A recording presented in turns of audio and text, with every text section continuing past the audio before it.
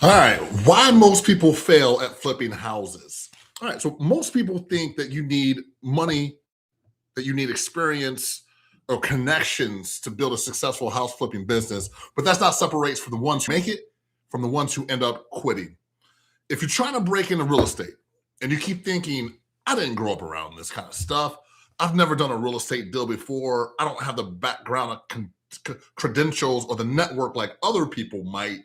This video is for you because I used to believe the same things. But what actually changed everything wasn't another real estate tactic, wasn't another real estate guru teaching me something because I didn't need another real estate tactic. I needed a transformation. And that started with how I thought, how I showed up, and what I believed was possible. Let me walk you through the real reasons why some people take off in this game and why others never even get past the starting line. I used to think success came down to information, how much stuff I could pack in my brain. So I kept watching YouTube videos. I kept consuming the podcast. I kept collecting all these different strategies, but not moving anywhere. I also had this limiting belief that success was for people who had something I didn't have. Maybe they were gifted or born into the right family. They had construction experience, a super rich uncle, or something I couldn't see. Meanwhile, I was trying to break into an industry without a blueprint. I had just lost my job and I had a family to take care of. And I knew deep in my gut that I had to figure this out because I wasn't going to let my family down. That's when it hit me.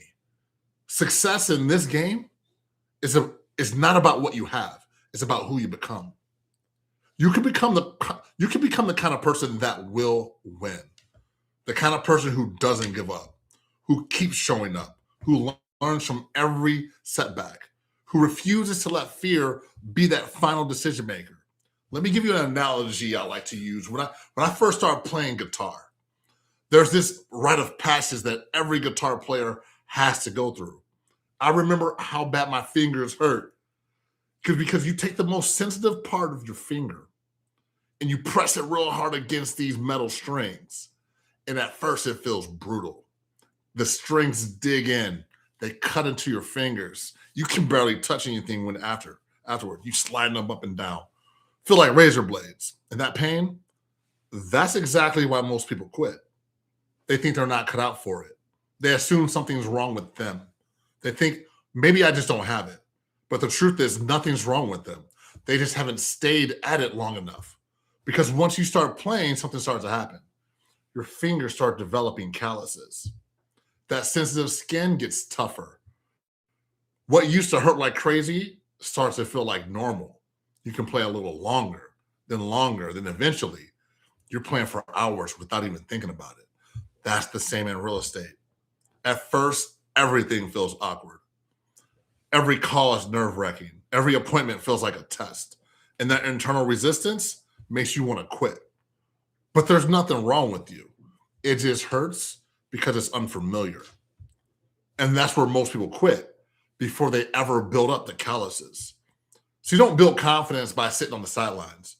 You build it by showing up and struggling and adjusting and pushing through that. And eventually, the things that once felt impossible become second nature. That's what happened for me. I had to stop chasing comfort and start chasing growth.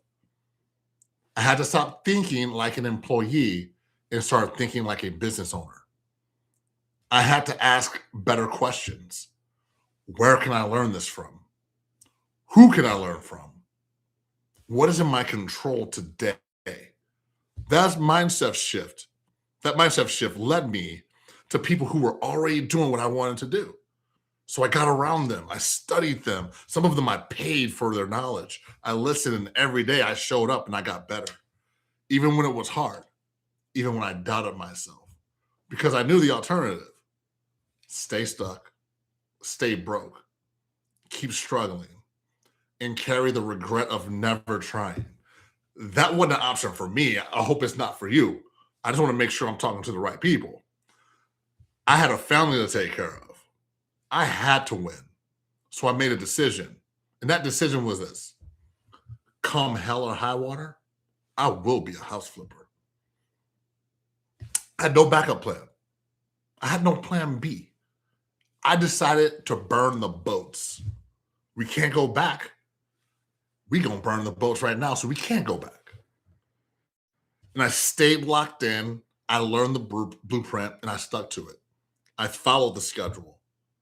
I focused on my effort. I believe in sowing and reaping. That's biblical. That is a law that's going to always transcend.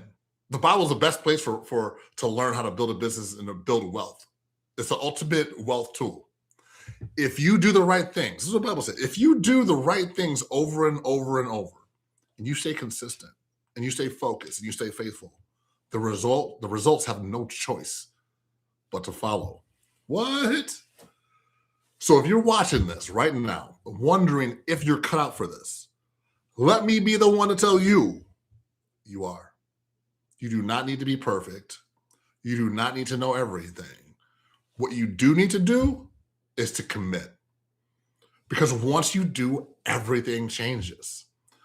If you're serious about building a house flipping business, but you're stuck trying to figure out what to focus on, how to move forward, I'm offering a free 15-minute clarity call. We can take a look at what you're doing, what's missing, and what needs to shift so you can start making real progress. The link is in the bio. Book the call and let's talk about it. All right, y'all. I will see you on the next video.